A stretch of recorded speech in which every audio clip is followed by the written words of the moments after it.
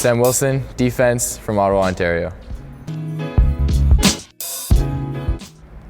Typically on my iPod you find a lot of Taylor Swift and a little bit of Justin Bieber, honestly. It's a little bit of a guilty pleasure of mine. I mean, get a lot of ribbing from the boys about that kind of music, but kind of gets me going, fires me up in the car especially, so it's good. And then before the game, maybe something a little heavier, a little bit more bass, you know.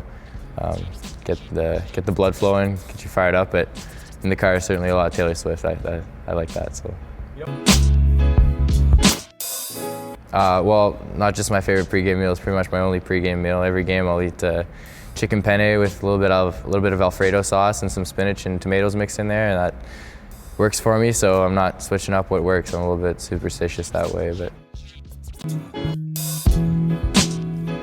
well, I'm not too crazy with the pregame rituals. I like to have a pregame nap when I get the chance, you know, come home from school and get a little bit of a rest in. Sometimes, you know, with an earlier game, you don't get the chance to do that, but I like to have that and then get to the rink. I like to get to the rink early. I'm usually the first one there. I like that.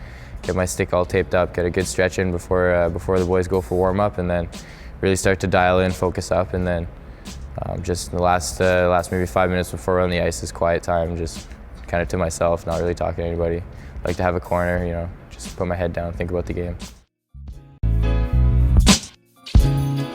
Well, growing up, I've always been a bigger guy, so I like to model my game after Chris Pronger on the back end, kind of a stay-at-home defenseman, but I like to let the puck go from the point also at the same time. So, you know, I like Chris Pronger's game, and seeing him inducted in the Hall of Fame last week, that was pretty cool. So it's good stuff that way.